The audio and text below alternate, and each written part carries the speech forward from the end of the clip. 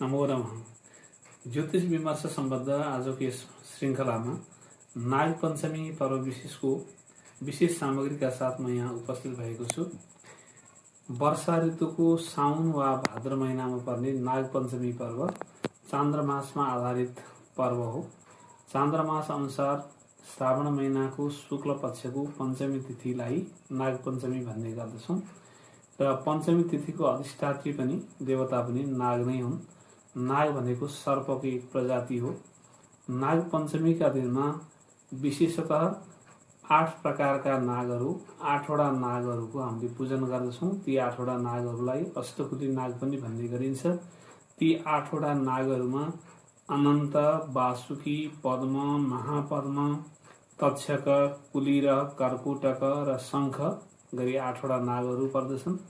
ती 8वटा नागहरूको हामीले प्रतिमा बनाउनु पर्दछ र त्यो प्रतिमा बनाउँदा नागको प्रतिमा बनाउँदा गाईको गोबरबाट बनाउन सक्छौँ, चामलको पिठोबाट बनाउन सक्छौँ। धातु विशेषमा जाने हो भने सुन, चाँदी वा तामाको प्रतिमा बनाउन सक्छौँ। र नाग पूजन गर्दा विशेष नियमहरू हुन्छन्। त्यो नियमहरूलाई हामीले ख्याल गर्नुपर्दछ। नाग पूजन कहिले पनि घरभित्र गर्नु हुँदैन, घरभन्दा बाहिर गर्नुपर्दछ।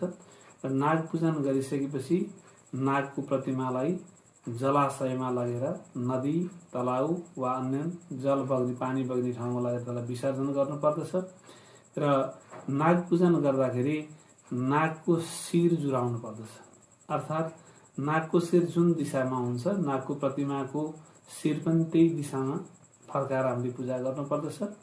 र नागको शिर जुराउनको लागि भाद्र, आश्विन र कार्तिक महिनामा नागको शिर पूर्व दिशामा हुन्छ। र यो महिनामा हामीले नाग पूजन गर्नुपर्दा नागको प्रतिमालाई पनि पूर्व दिशातर्फ शिर फर्काएर राख्नुपर्दछ। यसै गरी मङ्सिर, पुष र माघ महिनामा नागको शिर दक्षिण दिशामा हुन्छ। त्यो समयमा नाग पूजन गर्नुपर्दा नागको प्रतिमाको शिर पनि दक्षिण दिशामा फर्काएर राख्नुपर्दछ।